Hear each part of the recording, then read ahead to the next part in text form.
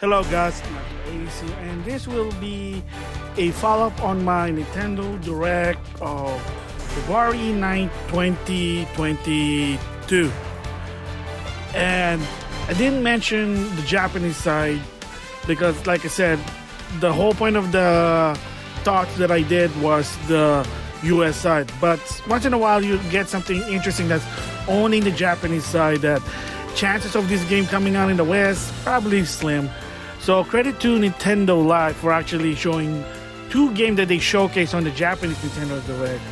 And I'll just look up what it is. So the first one they talked about was Loop 8 and some sort of what they call it, a school life RPG for Marvelous. So it's one of those probably modern RPG storyline, maybe a bit of the Harvest Moon or Rune Factory or Season of Stories, so that type of thing, maybe. But again, never heard of it, but that's what they showcase. And the second one is the Shbowcase, a Sejima story. However, apparently, according to Nintendolife, that this was actually going to get a worldwide launch. So, but they again focused it on the Japanese side, meaning that probably more people in Japan are more interested than in the West. Again, who knows? And then the last one, apparently, and there were three, is Taiko Reshinden VDX. And it's based on an old game from the PS2 and PC, and it's a turn-based role-playing game. So this one, according to Nintendolife, it's just in Japan.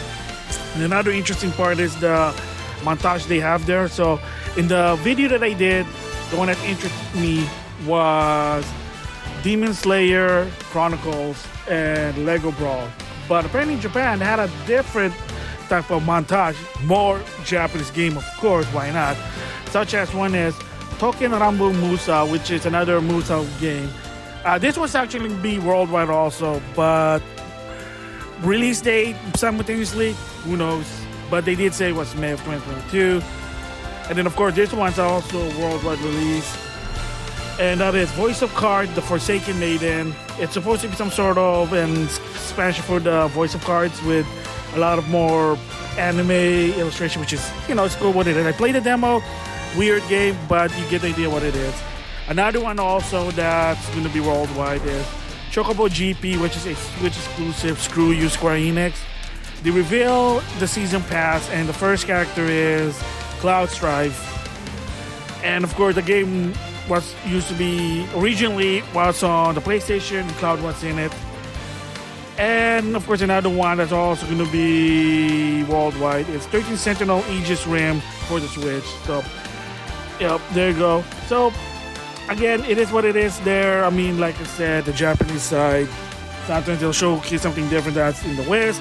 Chances are that it's not going to be released in the West. You never know. Maybe, maybe not. So, I also want to give my thoughts on various things here, might as well. So, on December 15, 2021, there was an indie showcase, the end of the year. And probably some, you didn't give your thoughts about it? Well, some of the games the indie usually showcase, nothing personal.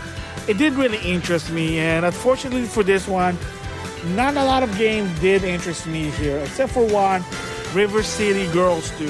And that was going to be coming out in 2022 worldwide. It was already been confirmed, but that was it. I mean, that's all it looks interesting. I still need to get the first one and play it and what the hype are all about it, but a lot of people did say it's a good game. So there you go with the end of the year indie showcase. I mean, nothing much interesting. I'm not saying it's bad, but like I said, just it didn't catch my eye there. So another one I want to add here is more info on HyperDimension Neptunia Sister versus Sister, which is the latest one. A lot of new news coming in here, and some are true, some are rumored. And I read this on the internet, like the story behind it, so take it to what it is. And here's some info that it may be true, it may not be true. Again, you just have to wait until the game's released in Japan on April 2022. And I'm gonna guess, it depends. If it has English dub, it's probably going to be fall or winter of 2022. If it's something closer, that means they're not going to dub it.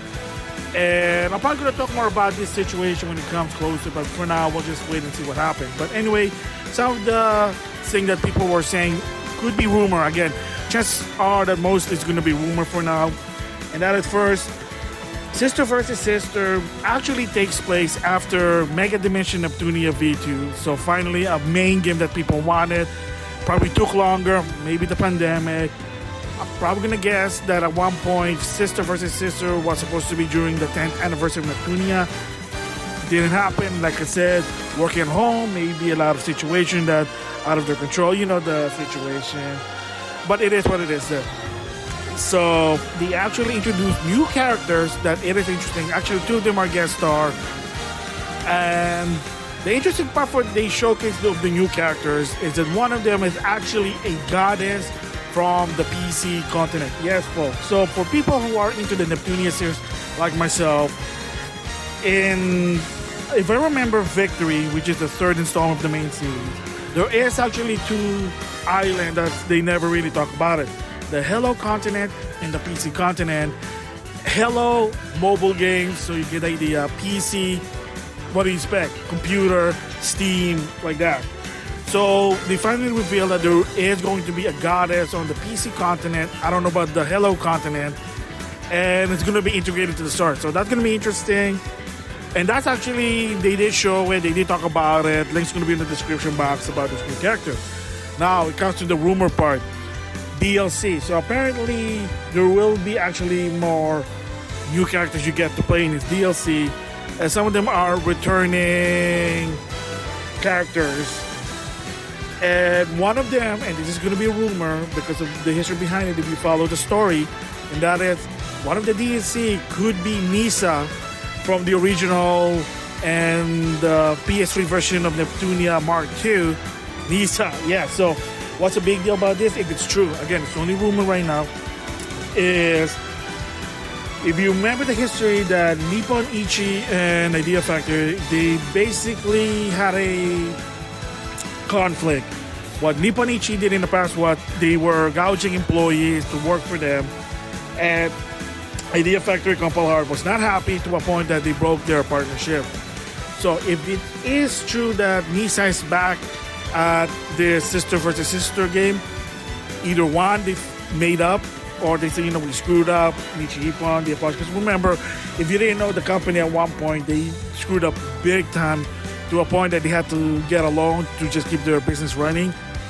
Not a good idea, but that's a different story there. So I don't know, it has something to do with that. But again, if it's true that Nisa is one of them that's coming back, cool. But again, it's only rumor, so I don't know. I'm going to wait until more info is coming in from Japan there. And lastly, I want to give my thoughts on this one. This one I'm actually happy. So on the Nintendo Direct of 2020, one of the mini showcase, they introduced Disgaea 6 as a Switch exclusive in the US. Bullshit move, because in Japan it was in the PS4 and on Switch. And when an interviewer asked North America how come, the answer they gave them was, well, we can only tell you that Disgaea 6 is going to be exclusive on the Switch in the West. It's like, so that's it, like any backstory or whatever. So of course, there's people guessing, theorizing why. And I had expected this is what's going to happen, and that is Nintendo of America pushback for basically thinking about a time exclusive deal. No offense, but whether it's Sony, Microsoft, television, Nintendo, Steam, whatever, doing time exclusive by paying exclusive is just, it's an asshole thing to do. I'm just saying that. Phil Spencer did it with Rise of the Tomb Raider. People got him flack about it because he made the exclusive deal. And then you might, what about Fantasy Star Online 2? No, that's a different story because Sega of Japan were dickheads and they didn't want to bring it out outside of Japan. They said, if you want to localize it, let someone else fund the game. We're not doing it. So for that one, Sega, you are assholes. But anyway, I'm never a fan of time exclusive. Maybe a bit for PlayStation, about PlayStation, but now I'm sounding like an asshole. I know. But the bottom I'm trying to say is that it is irritating to some extent. And yeah, a lot of people were not happy when Disgaea 6 was on the Switch exclusive in the West. To a point that they said, oh, this game is fun, it's cool, you should try it out. The conversation always comes with it, PlayStation 4, please, PlayStation 4, there's a PlayStation 4 version. Why are you not bringing PlayStation 4? This is assholic, scrap, wrong. PlayStation 4, PlayStation 4, PlayStation 4. They were basically port begging.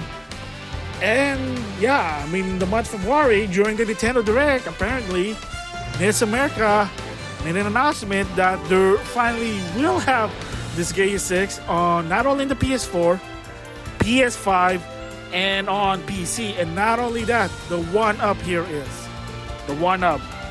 is that this version is going to come out in summer of 2022. Yes, that's what the time exclusive is. It will be called Disgaea 6 Complete, with all the DLC already in the game for $60. Freaking awesome there. I'm surprised Nishi Ippon and NIS America did something right, because mostly, and I did mention this before, that whether you like it or not, Nippon Ichi basically like to, suck, what, for Nintendo most of the time. But in this case, no, it was the opposite. And I give credit to them. For $60 for whether PS4, PS5, or Steam, you get the whole complete set with the DLC. And I don't know about it in Japan, but from what I understand, it's only going to be the PS5. So for the PS4 owner who bought the original one in Japan, I feel for you. And for the Switch owner, according to Nippon Ichi, they said they have no plan of making a complete version. Like whatever they release it, that was it. So that was awesome. That's actually 180, so I gotta give them credit where credit is due. So that was awesome because, like I said, you don't ever want to do a time exclusive ever. It is a dick move. It benefits the company to some extent, but not you viewers. And you say, well, why did NIS America do that in the first place? Well, because of what happened to Disgaea 5 for the Switch, for the PlayStation 4. The Switch version, first of all, granted it's complete, again with all the DLC, sold more within weeks versus the PS4 version because of the portability. So they were guessing that maybe they can do something again with Disgaea 6. That's why they wanted to make it exclusive for it. So maybe people will, oh well, Disgaea 5 and Disgaea 1 Complete sold well on the Switch. Why not Disgaea 6? Well, the problem is the game runs like shit on the Switch, apparently, because the lead architect was in the PS4 and then you port it to the Switch, and apparently people said it has some frame rate shit problem. It goes 15 frames per second. So what do you think can happen? What do you think is going to happen? That's why your fans are like, well, can it be the PS4 so it can play better, more than 15 frames per second? Blah, blah, blah, blah, blah. I mean, no brainer there. So yeah, because they showed the trailer and yeah, 60 frames, smoother graphic, they probably high-res it a bit. And again, beyond 1080p, maybe 4K for some of them. Again, PS4, PS5, and Steam. So awesome move. Nippon Ichi, I gotta give you credit. NIS America, I gotta give you guys credit for it. That you listen. Again, you listen to the fans. So I gotta give props to that one there. So those are basically my follow-up blog on Nintendo Direct and other stuff. Something that interests me. So with that, I'll see you guys later.